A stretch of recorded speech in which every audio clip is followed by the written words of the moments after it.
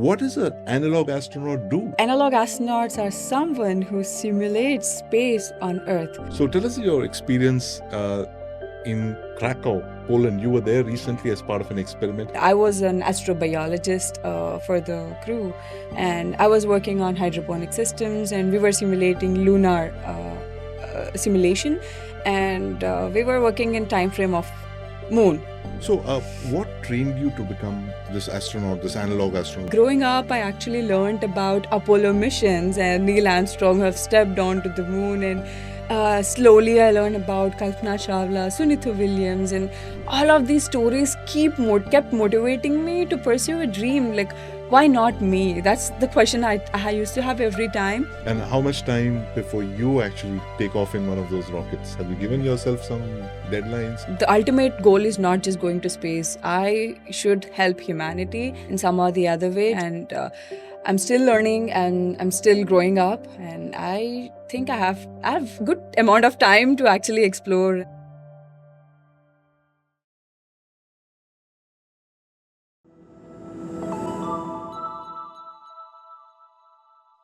Hello and welcome to the Space Club of India. I'm Sandeep Unitan and I have with me a very interesting analog astronaut, one of India's first analog astronauts, Jahnavi Dangeti. Jahnavi, welcome to the Space Club of India. Thank you for having me here today. What does an analog astronaut do? And tell us what you've been up to over the last couple of months. Okay, hello everyone. Myself Jahnavi Dangeti, and I'm 23-year-old. I'm from Andhra Pradesh, Palakolu. So analog astronauts are someone who simulates space on Earth. So before we go to space, humans must learn how to survive there on Earth. So let's say when we talk about humans going to Mars or humans going to Moon, it's not just about them being physically fit, but also mentally prepared and psychologically resilient to work under isolated and resource limited environments. So these analog missions will help humans and the scientists to understand how crew is performing under stress and confinement. And also, these analog missions will act as test beds for future human longer duration missions. Right. So how does one become an analog astronaut? How do I sign up for one? Yeah, there are multiple analog centers all over the world, and there are few which runs commercially, where you can, if you want to experience how an analog astronaut life would be like, you can apply for a slot, and if they provide you one, you are more than welcome to go take a part. And if you have a research project, you can work on that, or if you don't have anything, maybe the provider will give you a research where you can actually work on. So tell us your experience in Krakow, Poland. You were there recently as part of an experiment. How long was that? What was the experience like? Yeah, I wasn't there recently. That's my first analog mission. And how long back was that? It was like 6 years ago. Yes, I was 6 years. 18. How old were you? 18? I was 18, 17 or 18. Right. Yes, yeah. So that was in Poland. It's a lunar simulation, and the crew was of 6 people from different parts of the world. And I was an astrobiologist for the crew, and I was working on hydroponic systems, and we were simulating lunar simulation, and we were working in time frame of moon.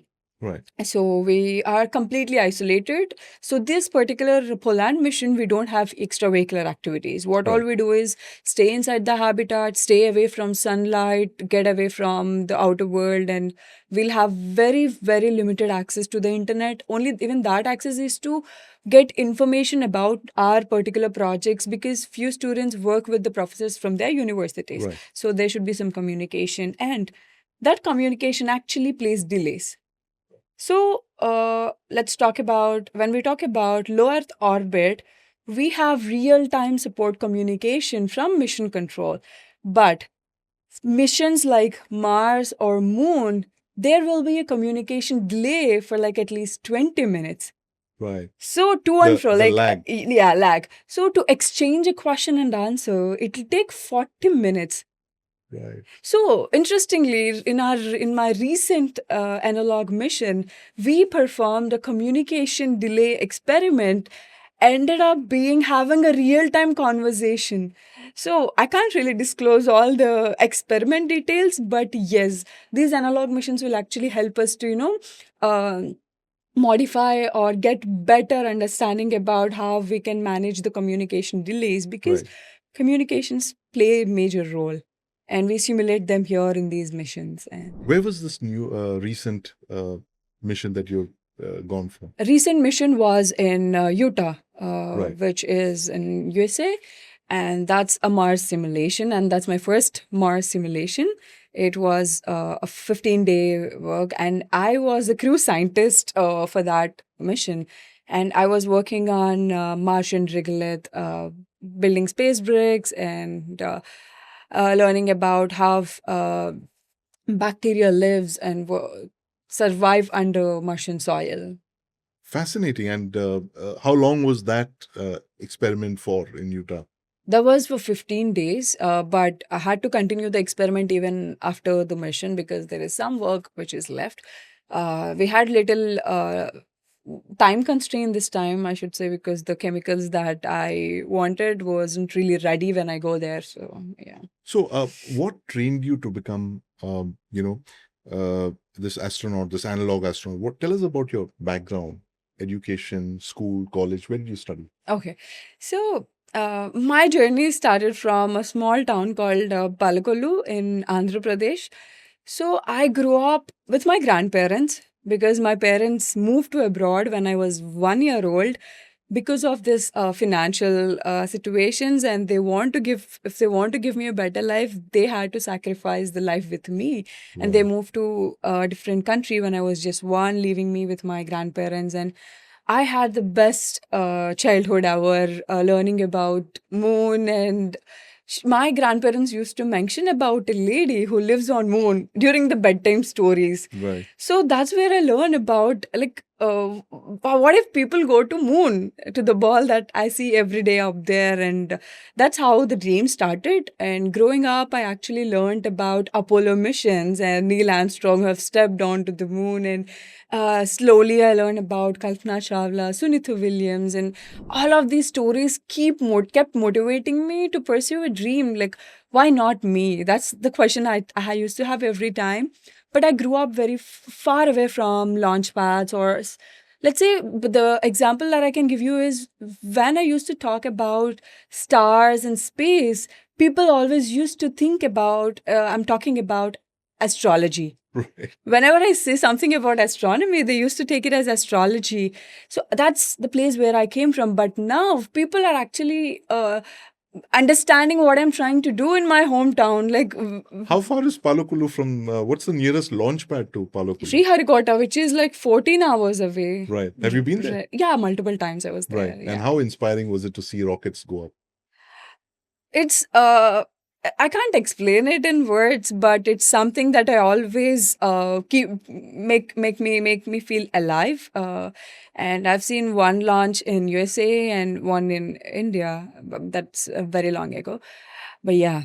And how much time before you actually take off in one of those rockets? Have you given yourself some deadlines? Are you working towards some milestones here? Actually, I don't want to rush in this race.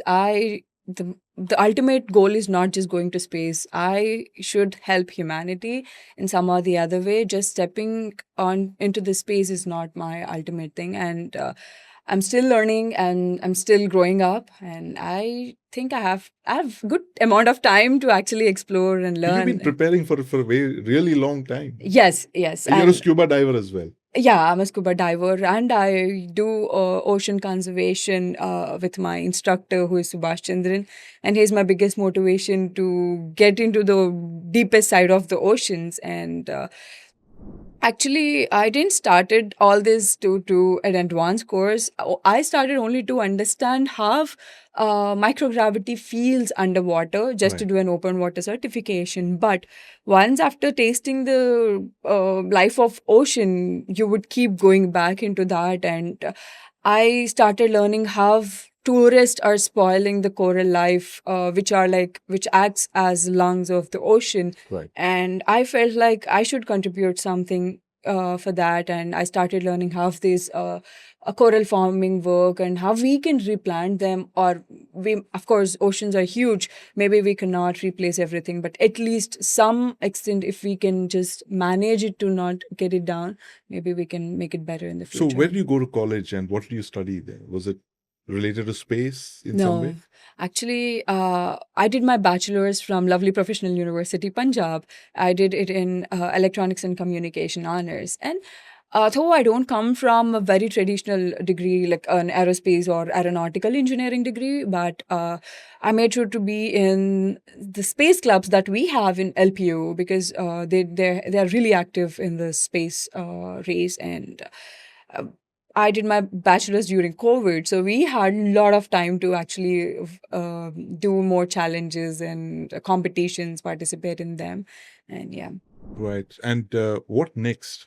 You have a PhD in mind? You're working on one, you told me. Yeah, I'm currently associated with some projects and some research. I want to finish that up, and also I'm doing my flying as a student pilot. So I want to get it done and then just move on to next level. Right. So land, sea, air, space. I Yes. think you're looking at all the dimensions. Yes, let's conquer Earth first and then we see up to the stars. Let's conquer Earth first and see up to the stars. Thank you very much, Jahnavi, for joining us here at the Space Club. And we wish you all the very best in your future endeavors. Thank you so much for having me here.